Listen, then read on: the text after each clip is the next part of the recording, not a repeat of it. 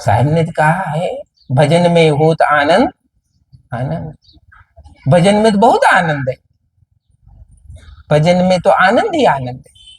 और कहते हैं बरसत शब्द में, वहां तो बारिश हो रही है अमृत की, लेकिन उस अवसर से आओगे तब बारिश होती। तुम तो मजबूरी में आना तो चाहते नहीं, 100% नहीं आना चाहते, किसी मजबूरी ने तुमको लाकर पटक ही दिया, समझे कि नहीं? अब पटक दिया तो वहां क्या आनंद है? उसमें कोई अमृत भी गिर जाएगा तो तुम भीग नहीं सकते, क्योंकि अब भीगने की कोई जगह बची नहीं। जिस समय तुम में भीगने की जगह बची है उस समय भीगो, तो सत्संग क्या है समझ में आता है, परमार्थ क्या है समझ में आता है, भजन क्या है समझ में आता है। जब कुछ नहीं बचा है तुम में, तब वो बारिश भी होगी अमृत की तो क्या होना। जब कोरोना हो गया था, कोरोना शरीर में बहुत पावरफुल रहता था ना, तो कहते हैं नाक से गंध समाप्त हो जाती थी, कितने ही सुगंधित चीजें रख दो वो गंध आती आती नहीं थी ना, क्योंकि कोरोना का बहुत पावर तुम्हारे अंदर फैला हुआ था, इसलिए वो गंध नहीं आती थी। ऐसे ही तो हो गया। जब तुम इस अवस्था में सत्संग में आते हो जहां कोई अमृत तुमको अमृत लगता नहीं है, अरे कम से कम अमृत अमृत के समान लगे उस समय अमृत को पियो, उस समय अमृत की जरूरत है।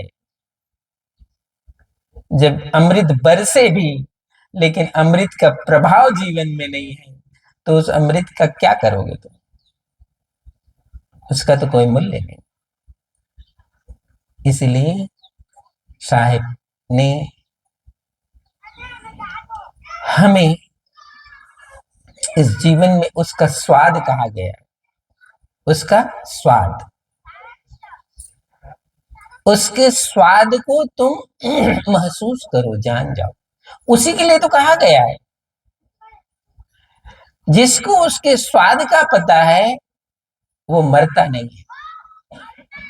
ये मेरा वचन नहीं है, हम न मरब मरी है संसारा, ये साहब का वचन है। ये जैसे साखी लिख रखे हो ऐसे ही साहब का वचन है, हम न मरब मरी है संसारा, हमको मिला जियावन हारा।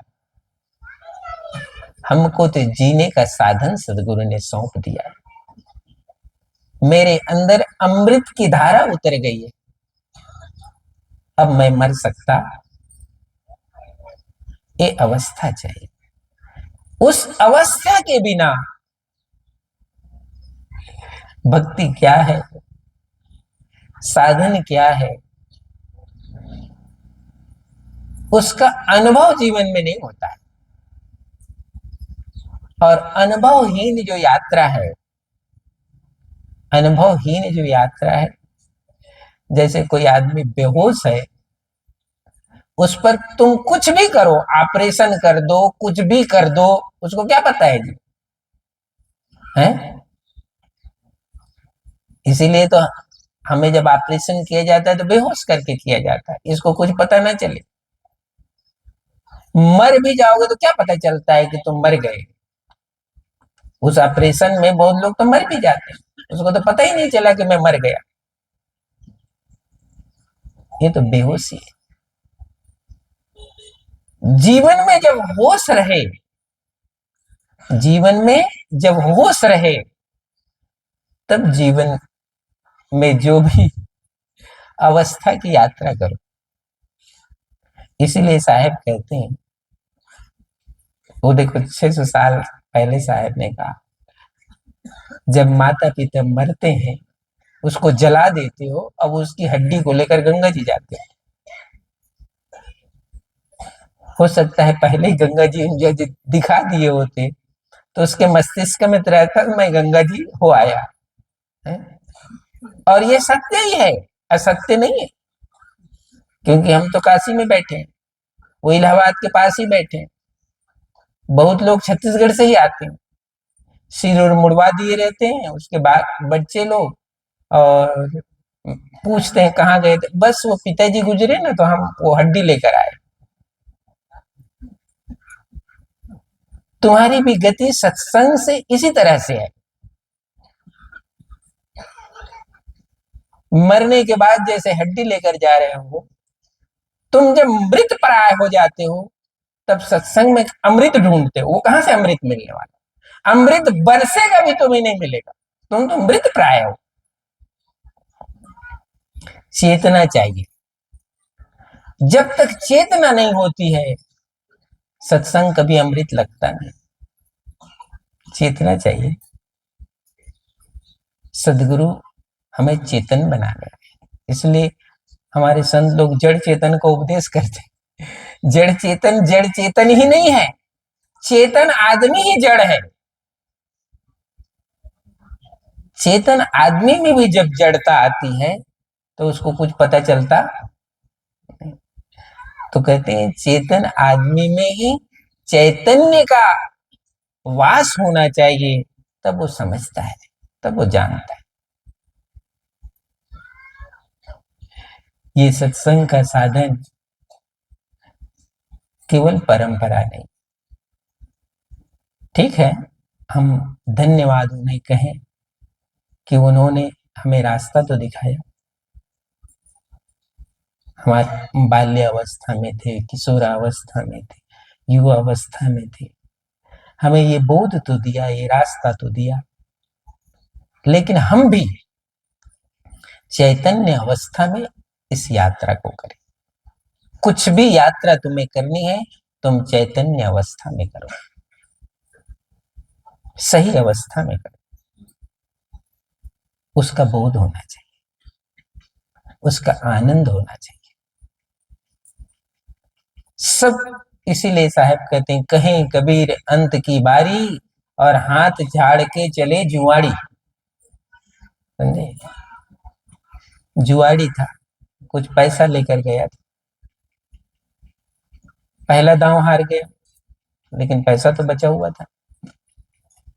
पैसा बचा हुआ था, पहले ही दांव हारा तो जुआड़ी सोचता है अब की दांव जीत जाऊंगा, अब की दांव जीत जाऊंगा, तो दूसरा दांव लगा दिया, दूसरा हार गया, पैसा फिर भी बचा था, तीसरा दांव लगा दिया, जीत जाऊंगा कर, अंत में आखिरी दांव भी लगा दिया, वो भी हार गया। तो साहब कहते हैं एक गति इसकी ऐसे ही होती है। लोगों की गति कैसे होती है? वो जुआड़ी की तरह हो गई। अरे पहले दांव हार गया तभी तुम जीत जाते, तो पैसा जो बचा था वो तो बच जाता ना। लेकिन अंतिम दांव तुमने लगा दिया और हार गया, तो कहते कहें कबीर अंत की बारी और हाथ झाड़ के चले जुआड़ी। अब कुछ नहीं, तुमको जाना ही पड़ेगा, क्योंकि दांव लगाने के लिए कुछ है,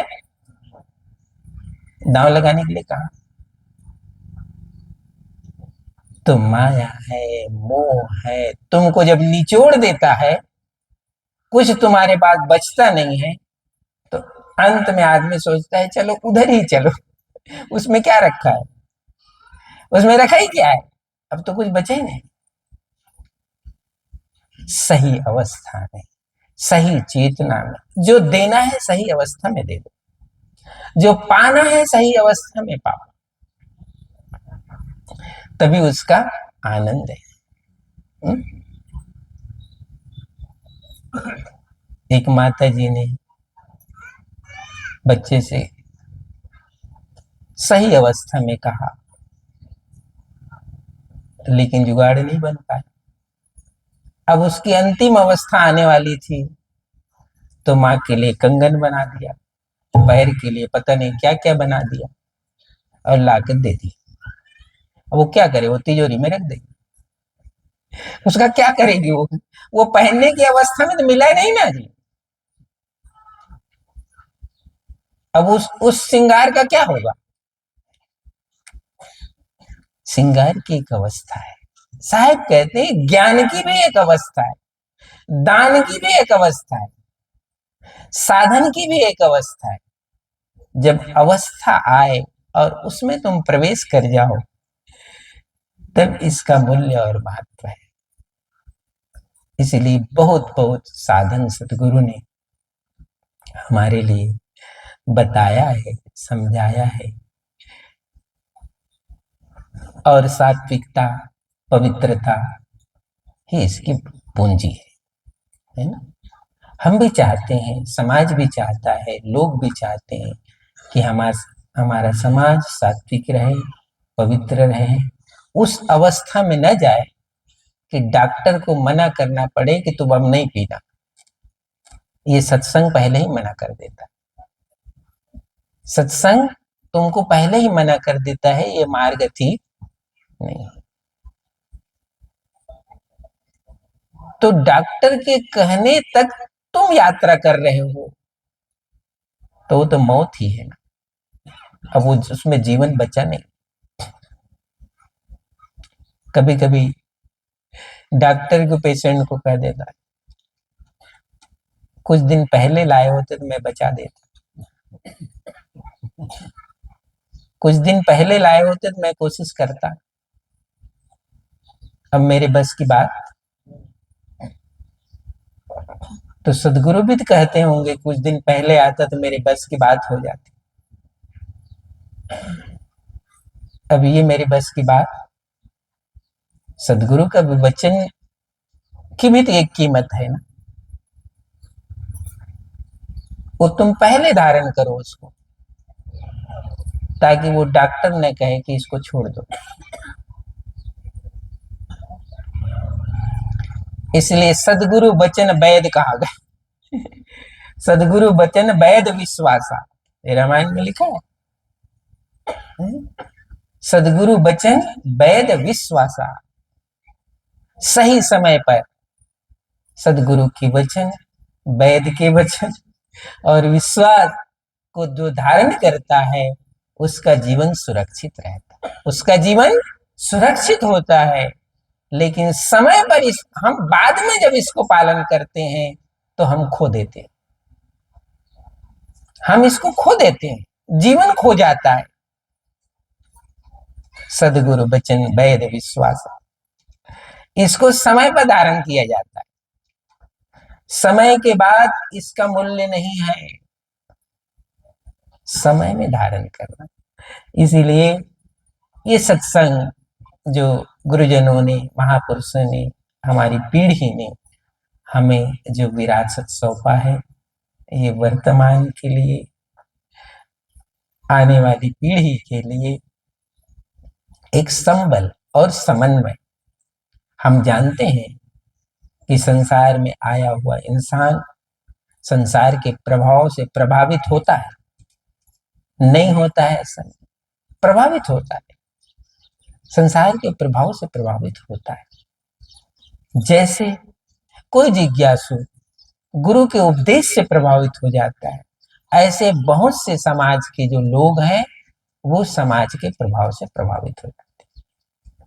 लेकिन समाज का यदि प्रभाव जीवन के लिए श्रेष्ठ नहीं है, अच्छा नहीं है, तो वो जो सत्संगत है, वो सत्संगति है, वो अच्छी नहीं। इसलिए